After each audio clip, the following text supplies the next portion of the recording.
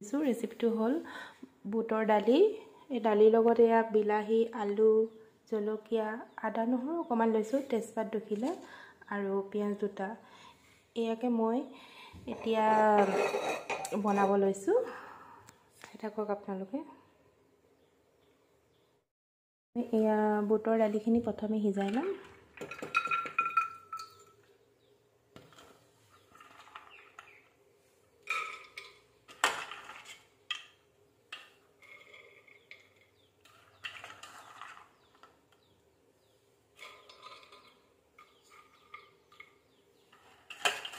সিজাই ল'লে ভাল হয় আৰু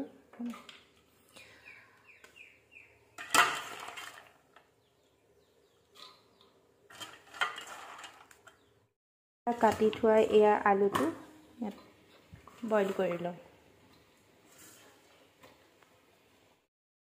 এই বিলাহীকেইটাও মই এতিয়া ইয়াত এড কৰি লওঁ। এতিয়া মই ইয়াত বিলাহীখিনি এড কৰিলোঁ আৰু ইয়াৰ লগতে মই জলকীয়া আৰু নিমখ এনেকৈ দি বইল কৰি ল'ম। দি মই বইল কৰি লৈছোঁ আৰু মই এইফালে ডিম বইল কৰি আছোঁ। এইখিনি হৈ গ'লে লাহেকৈ আৰু খানাটো খাব পৰা যাব। আৰু লগতে মই পিঁয়াজ আৰু জলকীয়া কাটি লৈছোঁ আৰু মই বেছি মছলা ইউজ নকৰোঁ। ৰেড চিলি, ধনিয়া আৰু হালধি গুড়িয়ে দিম আৰু সৰিয়হটো মই ইয়াত আনি থোৱা নাই, আনি ল'ম। আৰু আদা নহৰু পেষ্ট ল'ম।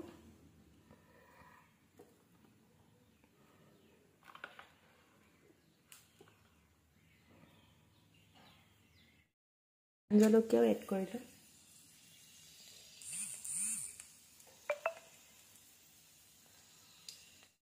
অলপমান পাঁচফোৰণ দিছোঁ। তাৰপিছত মই ইয়াত থকা পিঁয়াজখিনি দি দিছোঁ, জলকীয়া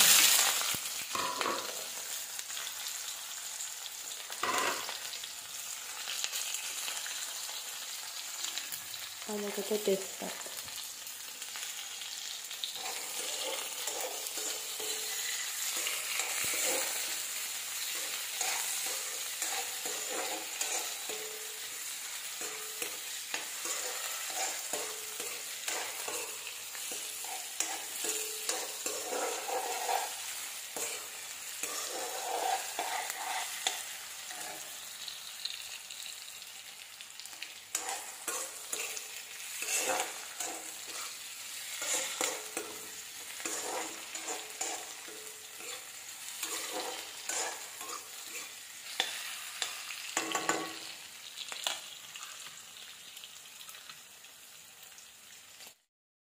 নহৰু পেষ্ট, হালধি গুড়ি, ৰেড চিলি গুড়ি আৰু জিৰা ধনিয়া অলপমান এড কৰি দিছোঁ।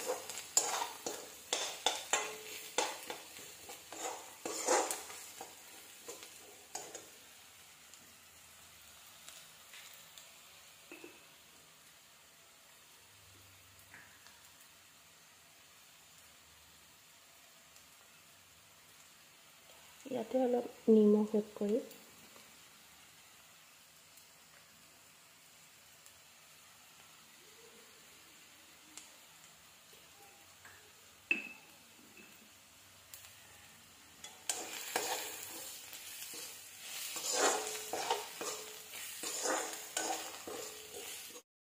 বইল কৰি ৰাখি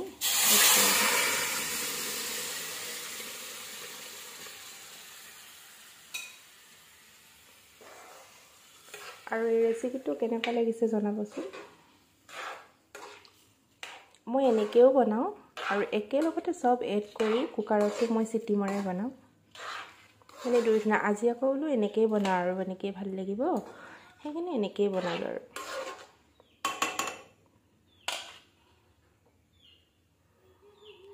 আজিলৈ ইয়াতে সামৰিছোঁ। কেনেকুৱা লাগিলে লাইক, কমেণ্ট, শ্বেয়াৰ কৰিবলৈ নাপাহৰিব। Bye bye.